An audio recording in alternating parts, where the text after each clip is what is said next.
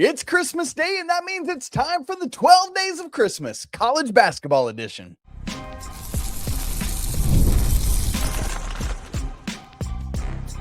You are Locked On College Basketball, part of the Locked On Podcast Network.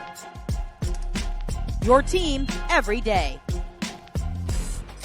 Hey there, what's up? Merry Christmas. Welcome into the Locked On College Basketball Podcast, the only daily national college hoop show out there. I'm your host, Isaac Schade. You're joining me at the place to get your college basketball content every single day. Yes, even today on Christmas Day. It's all part of the Locked On Network, now the #1 sports podcast network out there. Thanks so much for making us your first listen or watch on this day as you're hopefully hanging out with some dear loved ones. Special shout out to all you everydayers, all the members of the Locked On College Basketball Discord as well. Coming up on the show today, this was actually an idea Andy had, and I was like, Andy, I love this, and I want to do it so hard. It's going to be a 12 Days of Christmas countdown, the college basketball edition. So we're going to start at 12, work all the way down, and basically I will have a stat, a number, a something for each one of the 12 days of college basketball Christmas. Sound fun? You know it. Plus, at the end of the show today, I have a plea for college basketball. We need some games. We got no games. I don't know what to do. It's so sad. All right, here we go. We got to crank this thing out. So let's start with number 12. Whatever, I don't know what it is in the actual song. I'm so bad. I know it's 5 golden rings. That's all I got though. All right, number 12. This is a couple weeks ago now. We talked about it at the time, but I just want to remind you that the top 12 teams in the Week 6 AP poll for the last 2 decades, a team in that top 12 has been ultimately the national champion. No reason to think that that changes this year. Although the second it does, right? Like it's just we shift the goalposts a little bit, fine, whatever. But the top 12 teams in college basketball in Week 6 were number 12, Alabama, 11, Louisville, 10, BYU, 9, Michigan State, 8, Gonzaga, 7, Houston, 6, Purdue, 5, UConn, 4, Iowa State, 3, Duke, 2, Michigan, and 1, Arizona. If you're a fan of one of those schools, congrats to you. You might win the national championship. If you're a fan of one of the other 353 teams in college basketball, sorry about you. You're out. So says the history books. Number 11 on our 12 college basketball days of Christmas countdown. There are 11 weeks of basketball left until Selection Sunday. 10 weeks of the regular season and then championship week. And then, oh baby, then we are going to get those sweet sounds of do-do-do-do-do-do-do. And we're going to get the teams, the 68 teams that are in this year's field, and it's going to be so glorious. But from now until then, we've got 11 more weeks to let it ride. And oh, baby, are we going to let it ride? We're getting into conference games this week. It's going to be electric. It's going to be so great. That's number 11, 11 weeks to go. Number 10. So far this season, there have been 10 40-point games, 40-point plus games, I guess I should say. Crazy that we've had that many, including one that was over 50. I'll start at 10 and work my way back up. In basically a tie for 8th, there were 3 guys that all scored exactly 40. TJ Long of Vermont in an 89-84 win over Brown on November 9th. MJ Collins from Utah State had 40 in a 94-60 win over Davidson on November 23rd. And Aaron Glass from Wazoo, Washington State, had 40 in a 194 loss, sorry about you, to Arizona State. That was on November 25th. Number 7. Of the top 10 scoring games this season. Diggy Coit used to be at Kansas. Now he's at Maryland. Had 41 on November 19th and a 95-90 win over Mount St. Mary's. And then we've got, after that, 3 guys tied in 4th with 42 points. Bryson Blaine from Charleston Southern had 42 in a 96-86 win over the Citadel on November 10th. Dior Johnson, Tarleton State now, had 42 on November 14th and a 94-81 loss at Baylor.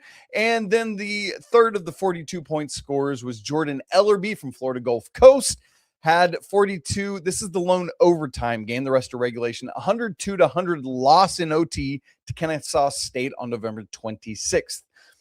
Number 3 in the top 10 scoring games this season, Lamar Wilkerson from Indiana had 44 on December 9th in a 113-72 win over Penn State. Boy, the Nittany Lions are ungood, but thanks to Rutgers, Penn State's not looking up at everybody else in the Big Ten. It's funny, all 3 of these top 3, their team scored over 100 points. Number 2, it just recently happened. Paul McNeil from NC State had 47 in a 108-72 win over Texas Southern on December 17th. And the number 1 scoring game this season happened 11 days ago. Dennis Parker Jr. from Radford dropped 53 in a 107-77 win over Coppin State. He was 19 of 24 from the field, 10 of 14 from 3, and 5 of 7 from the free throw line. So there you go. 10 games with 40 points or more by a single player. Number 9 in our 12 Days of Christmas countdown. There are 2 players in Division I averaging 9 assists or more per game. That's crazy, but even crazier, they're in the same conference. I'm imagining you can guess at least one, and if you can guess him, that might get you to the other. It's Braden Smith of Purdue, 9.6 assists per game, and Jeremy Fears from Michigan State, 9.2 assists per game. And the reason I thought this, not only is that cool that they're in the same conference and they're both doing it, but it is rare for us to have multiple players nationally averaging over 9 assists per game. In fact, it has not happened since 2011-12, since that season, when we actually had 3 guys do it. Chris De La Rosa from UMBC had 10 assists a game, Scott Machado from Iona 9.9, and North Carolina's Kendall Marshall had 9.8 assists per game. Now, obviously, Smith and Fears haven't, those are end of season numbers, which is crazy. I'm really curious to see, can Braden Smith and Jeremy Fears hold on to that? I think they can, because that's just how they play the game, but would be the first time, again, since the 11-12 season that we've had multiple players average 9 or more assists per game. Number 8 on our countdown. That is the number of Big 12, SEC, and ACC schools in the top 40 of the net as we sit here, like as of Christmas Eve's refresh, when the net rankings refresh today, which it should be the same because there's literally no games on Christmas Eve. It'll be there. Big 12. It's Arizona 2, Iowa State 5, BYU 9, Houston 14, Kansas 16, Texas Tech 24, UCF 33, and Baylor 38. For the SEC, Vanderbilt 6, Bama 19, Georgia 21, Florida 22, Tennessee 25, Kentucky 26, Arkansas 29, and LSU sliding in at 40. The SEC basically has the entire 20s, right? And then the ACC, also 8 teams in the top 40 of the net. Duke 3, Carolina 15, Louisville 17, Virginia 23, NC State 31, Miami 34, SMU 36, and Clemson 37. So the ACC basically has the 30s on lock. And then, so those 3 conferences all have 8 teams in the top 40 of the net. The Big Ten actually has 9, which is the most for any single conference. But I don't mention them here because they're about to get their shine as we move to number 7. I should ring my bells between each one, unless that's really annoying. Is that annoying? I'm not going to do it again. I apologize. I'll take a drink of water. How about that? All right, number 7. This is the last one in the first half of our countdown. The Big Ten has 7 teams in the AP Top 25 right now, which is the most of any conference. Michigan sitting at number 2, Purdue at 5, Michigan State 9. So 3 of the top 10 are Big Ten schools. Nebraska undefeated at 13. I guess so is Michigan, by the way.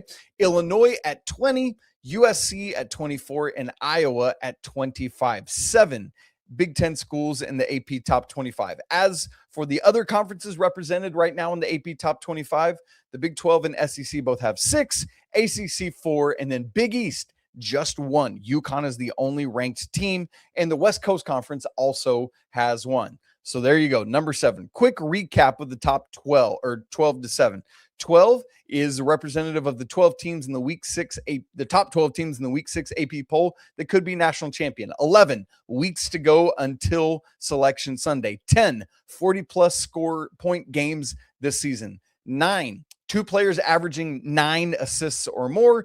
8 is the number of Big 12, SEC, and ACC schools in the net top 40. And 7 is the number of Big 10 teams in the AP top 25.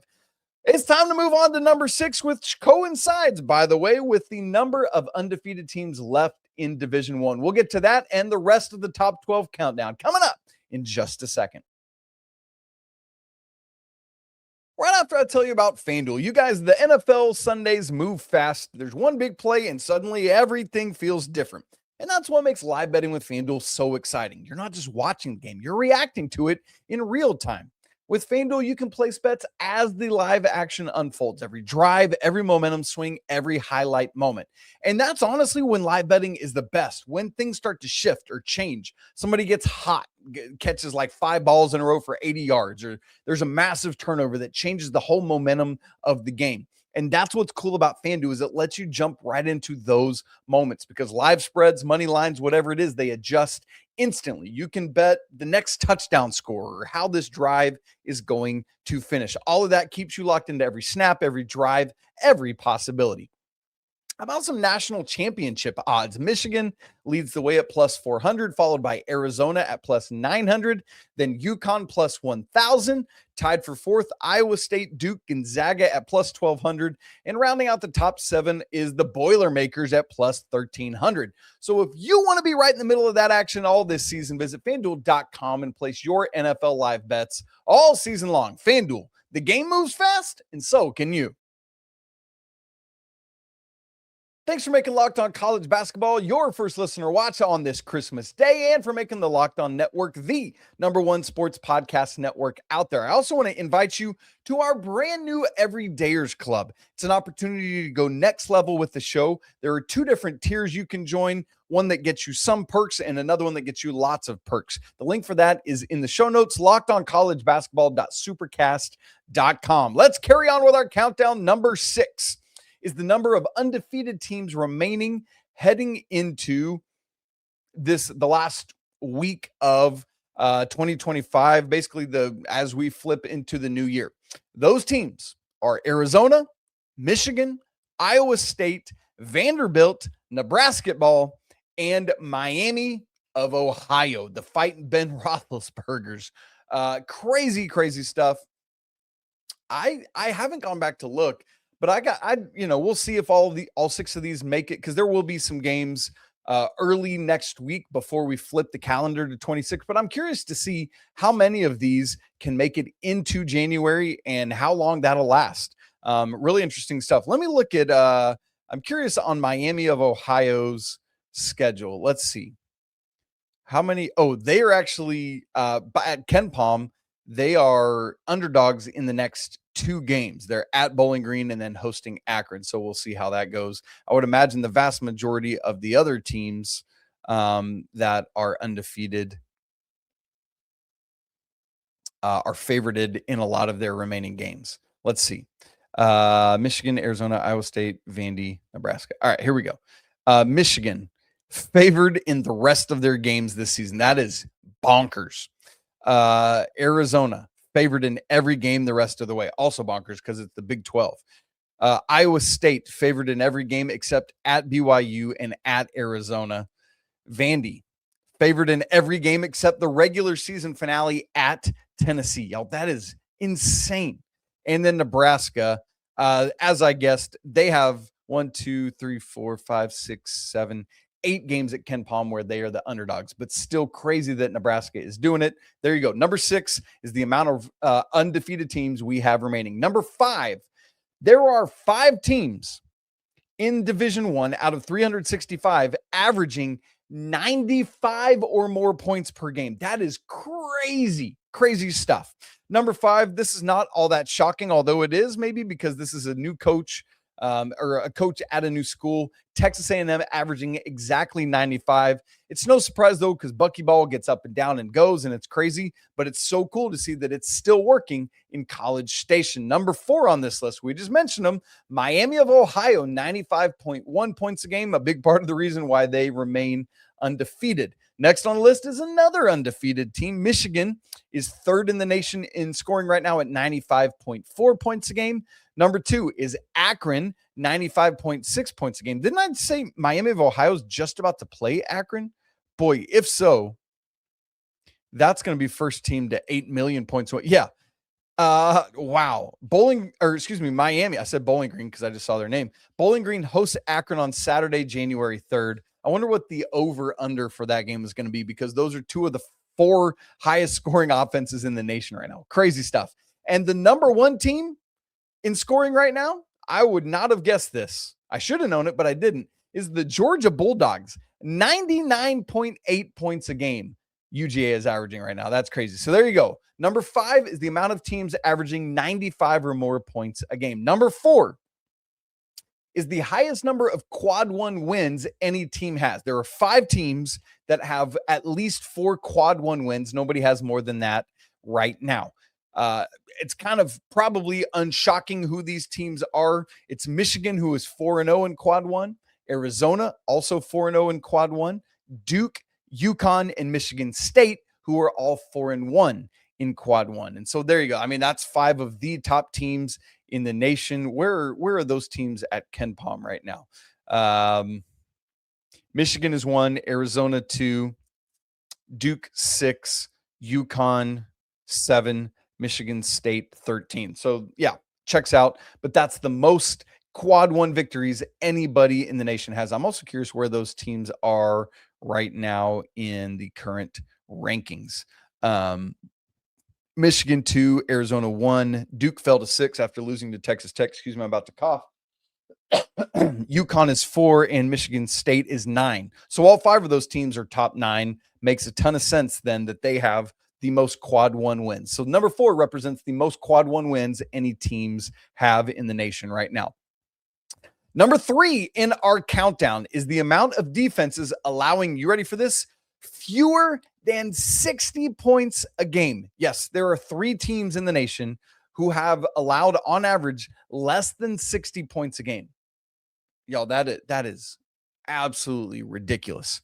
Iowa is number 3 on that list, 59.9. Talk about a brand new coach, Ben McCollum right there, just keeps on winning. Number 2, a team in the exact same state, Northern Iowa, allowing just 58.1 points per game. And the number 1 team in the nation in terms of fewest points allowed per game right now is Louisiana Tech, allowing 55.5 points a game. That is absolutely crazy, crazy stuff. So Iowa, the highest or the best power conference school in terms of fewest points allowed per game. Louisiana Tech number 1 overall. So there are 3 defenses, 3 teams allowing fewer than 60 points a game.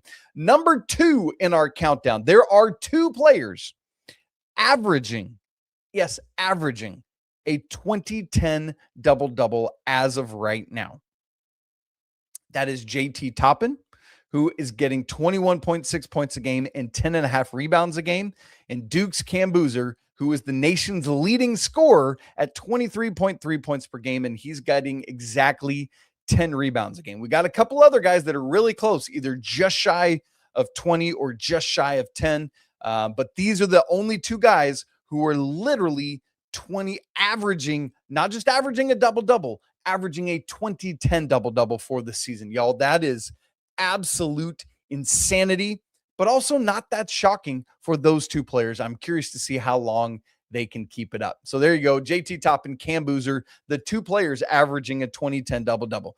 And number 1 on our countdown, there are 7 teams in the nation with just 1 win. So this is actually a sad number 1. Those 7 teams are Texas Southern, Alcorn State, Jackson State, Rider, Maine, South Carolina State, and Mississippi Valley State. But the good news is, and part of the reason I wanted to do this, is all 365 teams have at least 1 win. Usually I feel like we are into the new year, maybe even into February, and there's a team or 2 that is winless. So really cool, actually, that everybody has at least 1 already. Really cool to see. Keep going, though. Let's see those 7 teams get a couple more on the season. And I didn't say I was going to do this, but I actually have a 0 on our countdown. I know the song doesn't start with 0. It starts with the partridge in a pear tree. But this is kind of wild to me when we think about conferences last year. You remember how wildly dominant the SEC was. right now, there are 0 SEC teams in the AP top 10. 0. Vanderbilt is the highest team in the AP poll, the highest SEC team in the AP poll right now at 11. The top 10 is BYU, Big 12, Michigan State, Big 10, Houston at 8, that's Big 12, Gonzaga at 7, West Coast, Duke at 6, ACC, Purdue at 5, Big 10, UConn 4, that's Big East, Iowa State 3, that's Big 12, Michigan 2, that's Big 10, and Arizona 1, that's Big 12. So no SEC teams in the top 10, but then you got quite a few, 6 from 11 to 25. So curious to see, Florida, obviously the reigning national champ. As of right now, it does not seem like there are any SEC teams that will kind of challenge for winning the national championship. In fact, were there any SEC teams in that week 6 top 12? Arizona, Michigan, Duke, Iowa State, UConn, Purdue, Houston, Gonzaga, Michigan State, BYU, Louisville. Alabama was number 12. So there you go. There's one SEC team in that. All right, guys. Super fun. I love this countdown. Thanks, Andy, for the great idea. It was fun to put that list together. I had a blast doing it while my family just kind of hung out on Christmas Eve. So that was great. Okay, you guys, here's the problem, though. All of this great Christmas season content, it's Christmas Day. We're going to have 3 NFL games. It's kind of like Thanksgiving Day. It's Christmas Day. We're going to have 5 NBA games. So fun. But you know what? There are 0 college basketball games today. And there were none yesterday, and there will be none tomorrow. Oh, that just breaks my heart. We'll talk about it, and I'm going to just say why, and we'll ask that question in just a second.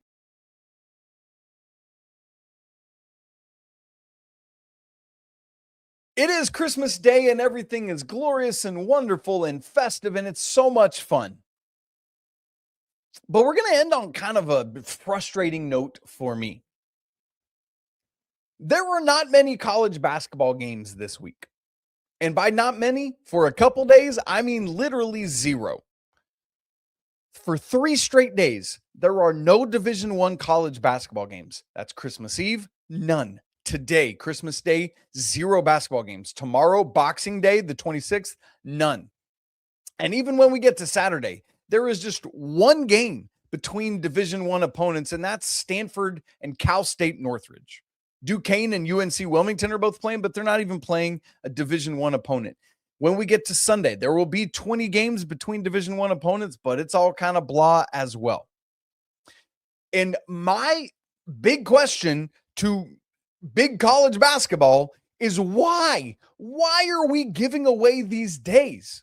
These are massive opportunities to get college basketball in front of people who are sitting around hanging out with their family with the TV on or multiple TVs on, and one or some of those could be tuned into college basketball. And look, I know that, as I just said a minute ago, there are 3 NFL games today.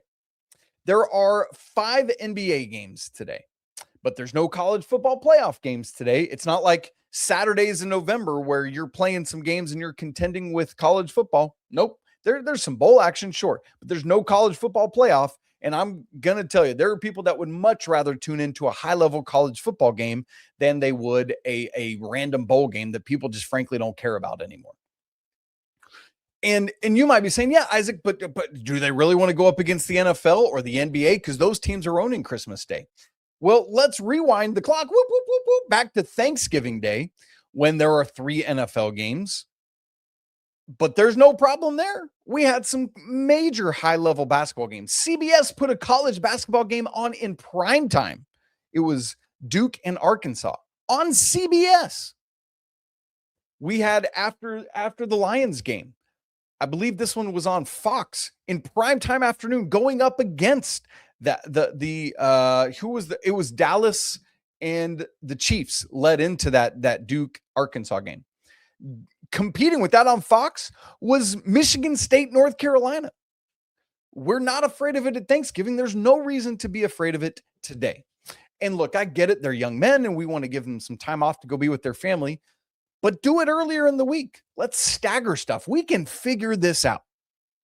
But man, we are missing prime real estate for people sitting around, not at work, hanging out with their TVs on. And even if it's just background noise or background mute because they got some Christmas music going, you could have some crazy good basketball games that would do like that Duke Arkansas game. I can't remember what the number was for CBS, but it did a massive TV number. I think we're massively missing out on a golden opportunity to get college basketball in front of a lot of eyeballs as college football is winding down, as NFL regular season's winding down, as NBA is going on. Mix in some college basketball and let's make it happen. But let's just go with me for a second. Let's say here that maybe you don't want to compete against the 5 NBA games and the 3 NFL games that are going on today. Fine. You know what we could do is we could have had some games yesterday on Christmas Eve. Zero competition there. Yes, be some bowl games, fine, whatever. But there were no college football playoff games. The next college football playoff game is New Year's Eve night.